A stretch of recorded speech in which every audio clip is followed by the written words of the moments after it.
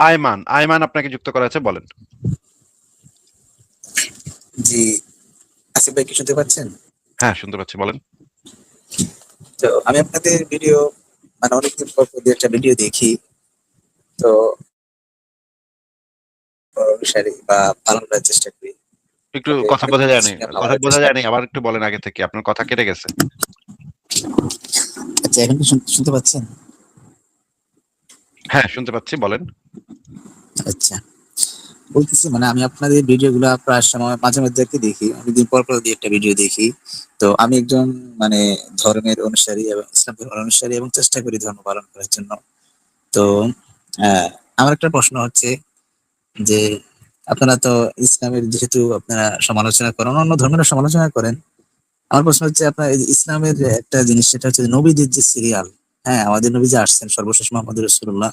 তার আগে যে অন্যান্য আম্বিয়া আলাইহিস সালাম আসছেন, উনারা তো একে অপরকে কেউ অস্বীকার করে না। যেমন আমাদের ইসলামটা যে সত্য, তার আগে ধর্মগ্রন্থগুলোতে বলা হয়েছে এবং পরবর্তীতে যারা ইহুদি বা খ্রিস্টান আলেম, হয়তো অনেকে এটা মেনে নেয় নাই, তবে অনেকে মেনে নিয়েছে।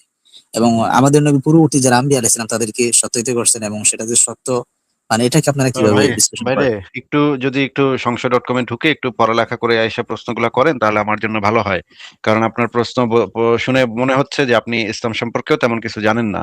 আপনি কখনো বোধহয় ইসলামের গল্প গুজবের বাইরে অন্য কিছু জীবনে কখনো পড়েনও নাই। এই জন্য আপনার সাথে কথা বলা আমার জন্য খুবই মুশকিলের ব্যাপার হবে। হ্যাঁ, আপনার যদি জানা থাকে, আপনাকে কয়েকটা জিনিস জিজ্ঞেস করি। আপনি কি জানেন যে মক্কায় সে সময় মুহাম্মদের পৌত্তলিক বংশ ছিল? মুহাম্মদের বংশটা যে পৌত্তলিক ছিল এটা জানেন? সেটা ছিল, আবার একটা অংশ ছিল দিনে হানিফ, যারা কোনো মানে একনিষ্ঠ আল্লাহর ইবাদত একটা করতো অংশ বাট ছিল না। একটা অংশ ছিল না। সর্বমোট টোটাল ৪ জন মানুষ ছিল। একটা অংশ ছিল না। হ্যাঁ? মোট ৪ জন মানুষ ছিল সেখানে। যারা দ্বীনে হানিফ না, তারা হচ্ছে একেশ্বরবাদী ছিল। ঠিক জি, আছে? জি। এখন দিনে আপনাকে হানিফ বলা হয় একেশ্বরবাদীকেই। হ্যাঁ, একেশ্বরবাদী ছিল। তো তারা যে এখন ছিল তারা এক তাদেরকে তারা যে একটু ছিল তারা কথাটা তো শুইনা নেন রে ভাই, একটু কথা শুইনা নেন। জি, জি, আগে একটু জি, প্রশ্নটা শুনে নেন। মুহাম্মদের যে ১ম বিবি খাদিজা, খাদিজার যে চাচাতো ভাই ওয়ারাকা বিন নওফেল, সে সেই অঞ্চলের একজন প্রখ্যাত খ্রিস্টান ব্যক্তি ছিল। এই যে আপনি যে বললেন দ্বীনি হানিফ, এই দ্বীনি হানিফ না, সে ছিল একজন খ্রিস্টান ব্যক্তি। তিনি আচ্ছা, বাইবেলকে কুরাইশদের যে আরবি ভাষা, সেই কুরাইশদের আরবি ভাষায় অনুবাদের কাজ প্রায় শেষ করে ফেলছিল। একটুখানি বাকি ছিল কিন্তু বেশি ম্যাক্সিমাম অংশ শেষ করে ফেলছিল। এর মানে হচ্ছে যে সে আহ বাইবেলে বর্ণিত যে কাহিনীগুলো আছে সেগুলোর সাথে পরিচিত ছিল, সেগুলো সে খুব ভালোভাবে জানতো, সেগুলোর উপরে সে পণ্ডিত ব্যক্তি ছিল। এটা কি আপনি জানেন? জি সেটা জানি। তাহলে এবং যে সেই তিনি তো ভবিষ্যদ্বাণীও করে গেছেন। জি বলেন। সেই ওয়ারাকা বিন নওফেল যদি সেই বিষয় সম্পর্কে জানে তাহলে মুহাম্মদের পক্ষে তো এটা জানাটা অসম্ভব কিছু না। পূর্ববর্তী নবী টবীর কারা ছিল সেটা জানা তো মুহাম্মদের জন্য অসম্ভব কিছু না। এখন ২ নম্বর প্রশ্ন হচ্ছে, আপনি কি এটা জানেন যে সেই সময় যারা ইহুদি ছিল তারা সেই পৌত্তলিক সমাজে অত্যন্ত সম্মানিত বংশ ছিল। কারণ তারা বলতো যে আমরা হচ্ছি কেতাবী বংশ। মানে তারা হচ্ছে ঈশ্বরের নির্বাচিত জাতিগোষ্ঠী। তাদের কাছে কেতাব আসছে।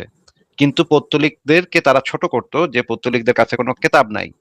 এই কারণে মুহাম্মদের বংশ যখন ইহুদিদের সাথে দেখা হইতো তখন মুহাম্মদের বংশ ছোট হয়ে থাকতো, কারণ মানে ইহুদিরা যখন রাস্তা দিয়ে হাঁটতো তখন পৌত্তলিকরা পাশে চাইপা যাইতো যে ইহুদিদেরকে জায়গা দাও, কারণ ইহুদিরা হচ্ছে কেতাবী। আমি আপনাকে যেটা বলতে চাচ্ছি যে ইহুদিদের একটা সামাজিক মর্যাদা ছিল, সামাজিক সম্মান ছিল, তারা কেতাবী জাতি এই হিসেবে। এটা আপনি জানেন কিনা? জি সেটা জানি। বাট আচ্ছা, ঠিক তাহলে আছে। তাহলে কি এখন আপনি তাদের কিতাবকে স্বীকৃতি দিচ্ছেন? মানে ইহুদিদের তারা যে আসমানি গ্রন্থ। তাদের কেতাবকে কোথায় আমি স্বীকৃতি দিলাম ভাই? বেকুবের মতো। এইজন্যই তো বলতেছি যে আপনার সাথে কথা বলে আগান যাবে না। কারণ এগুলো হচ্ছে বেকুবের মতো কথা। আমি একটা ইতিহাসের ঘটনা বর্ণনা করতেছি। আমি আচ্ছা বলুন। ইহুদিদের কেতাবে বিশ্বাস করি সেটা আমি বলি নাই। আমি যেটা বলেছি শুধুমাত্র সেইটুকুর উপরে ফোকাস রাখেন। নিজের থেকে আচ্ছা। কিছু বুঝতে দেন না। নিজের মাথা খাটাইয়া নিজে কিছু বুঝতে দেন না। তাইলে উল্টাপাল্টা বুঝবেন। হ্যাঁ? আপনার মানে এই তো মানে মুমিনদের সাথে কথা বলাটা এই হচ্ছে মুশকিলের ব্যাপার। এইজন্য কথাবার্তা বলতে হয় খুবই মানে ভাবে, মানে বাচ্চাদের যেভাবে বুঝায় সেইভাবে কথাবার্তা বলতে হয়। হ্যাঁ? কারণ আপনারা বুঝেন না, অনেক কিছু না বুঝে উল্টাপাল্টা কথাবার্তা বলেন। এখন আপনাকে যেটা জিজ্ঞেস করেছি যে ইহুদিরা সেই অঞ্চলে সম্মানিত ছিল, সম্ভ্রান্ত বংশ ছিল। এখন মুহাম্মদের জন্ম হয়েছে একটা পৌত্তলিক পরিবারে। তার পিতামাতা জাহান্নামী। তার দাদা পরদাদা সবাই ছিল পৌত্তলিক। এটা জানেন কিনা বলেন? কিনা পিতামাতা মূর্তি পূজা করতো, আমরা তেমন কোনো ইয়ে পাইনি আরকি। মুহাম্মদ নিজেই বইলা গেছে তার পিতা এবং মাতা দুইজনই জাহান্নামী, মুশরিক। এটা জানেন কি জানেন না? না, এটা জানি না। আচ্ছা, তাহলে প্রথমে আমরা সেই জিনিসটা একটু দেখে নিই যে মুহাম্মদের পিতামাতা মুশরিক ছিল, জাহান্নামী ছিল। মুহাম্মদের নিজস্ব বক্তব্য আছে তার পিতামাতা ছিল জাহান্নামী, তার দাদাও ছিল জাহান্নামী, তাদের দাদাও মুশরিক ছিল আব্দুল মুত্তালিব, এবং তার যে চাচা আবু তালিব সেও ছিল মুশরিক। শেষ বয়সে গিয়া চাচারে ইসলাম কবুল করানোর জন্য অনেক চেষ্টা করছে মোহাম্মদ গিয়া আবু তালিবের শেষ বয়সে, কিন্তু আবু তালিব না করে দিছে। আবু তালিব বলছে যে আহ তোমার আমি আব্দুল মুত্তালিবের দিনেই থাকবো। আমরা প্রথমে মুফতি ইব্রাহিমের একটা বক্তব্য শুনে নিই, শুনেন। নবী সাল্লাল্লাহু আলাইহি ওয়াসাল্লামের মাতা-পিতার ক্ষেত্রে আপনি যা শুনেছেন এগুলি অনেক দুঃখজনক, অনেক শোকাবহ জিনিস। কিন্তু কিছু করার নেই। তার নবীজি বলেছেন, আবি ওয়া আবুকা ফিন্নার, সহিহ মুসলিমের হাদিস, কিতাবুল ঈমানের হাদিস। আমার বাবা তোমার বাবা তো দুইজনেই জাহিলিয়াতে মারা গেছে। অতএব জাহিলিয়াতে মরলে, মূর্তি পূজার আমলে মরলে, মূর্তি পূজারী অবস্থায় মরলে তো পরিণতি যা হওয়ার জাহান্নামে সেটাই। আর মায়ের জন্য ইস্তেগফার করার অনুমতি চেয়েছিলেন মদিনায় যাওয়ার সময় নবী সাল্লাল্লাহু আলাইহি ওয়াসাল্লাম। ইস্তাযানতু রাব্বি আন আস্তাগফিরা লি উম্মি, আমার মায়ের জন্য আমি ইস্তেগফার করব অনুমতি চেয়েছি আল্লাহর কাছে। আল্লাহ অনুমতি দেন নাই। তারপরে অনুমতি চেয়েছিলাম কবর জিয়ারতের, আজনারী, সেটা অনুমতি দিয়েছেন, কিন্তু ইস্তেগফারের অনুমতি দেন নাই। চাচা আবু তালেব সারা জীবন ভরে এমন খেদমত দিয়েছিলেন নবীজির, কোন সাহাবীর পক্ষে তো আবু বকর ছাড়া এত বড় খেদমত আর কেউ দেয়া সম্ভব হয়নি। কিন্তু সেই চাচার জন্য ইস্তেগফার করবেন, ইন্নী আস্তাগফিরুল্লাহ লাক মা লা মুনহা আনক। চাচা তুমি তো কলেমা না পড়ে মারা গেলে, কিন্তু যতক্ষণ আমাকে নিষেধ দেয়া না হয় তোমার জন্য ইস্তেগফার করবই। কিন্তু আল্লাহ তাআলা সূরা তাওবার 113 নম্বর আয়াত নাযিল করে নিষেধ করে দিলেন, মা কানা লিন নাবিয়্যি ওয়াল্লাযিনা আমানু আইয়াস্তাগফিরু লিল মুশরিকিনা ওয়ালাউ কানু উলি কুরবা মিন বা'দি মা তাবায়্যানা লাহুম আন্নাহুম আসহাবুল জাহিম। নবী বা কোনো মুমিনের জন্য এটা জায়েজ নয়, বৈধ নয় যে তারা কোনো মুশরিক শিরককারীর জন্য ইস্তেগফার করবে। ওয়ালাউ কানু উলি কুরবা, তারা যতই নিকট আত্মীয়, ব্লাড কানেক্টেড মানুষ হোক, তবুও তাদের জন্য দোয়া করা যাবে না। কেন করা না? কারণ আল্লাহর ফয়সালা ফাইনাল হয়ে গেছে। মিন বা'দি মা তাবায়্যানা লাহুম আন্নাহুম আসহাবুল জাহিম, এটা তো ক্লিয়ার তাদের কাছে যে আল্লাহর ফয়সালা এরা জাহান্নামী, এরা জাহান্নামের অধিবাসী হবে। আচ্ছা, আমরা দেখলাম মুফতি ইব্রাহিমের বক্তব্য। এবার আমরা একটু হাদিসগুলো একটু দেখি। এটা হচ্ছে সহিহ বুখারীর। এখানে কি লেখা? মুশরিক কাকে বলে বলতে পারেন? এই তো এক আল্লাহর সাথে যে কোনো ভাবেই অন্য কোনো যদি মিশ্রিত করে, মানে হ্যাঁ, মানে মূর্তি পূজারীদেরকে মুশরিক বলা হয়, বা শরিককারী, শিরক যারা করে শিরককারীকে মুশরিক বলে। শিরক থেকে জি মুশরিক আসছে।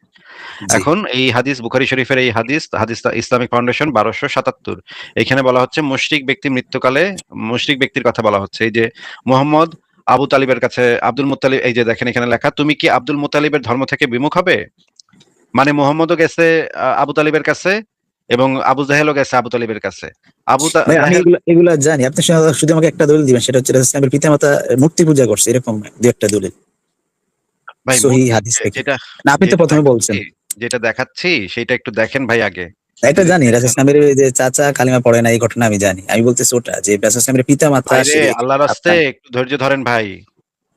এইখানে আবু জাহেল যে কথাটা বলতেছে আবু তালিবকে, তুমি কি আব্দুল মুতালিবের ধর্ম থেকে বিমুখ হবে, এই কথাটার মানে কি? আমি রাসূলের পিতামাতার কথা বলেছি।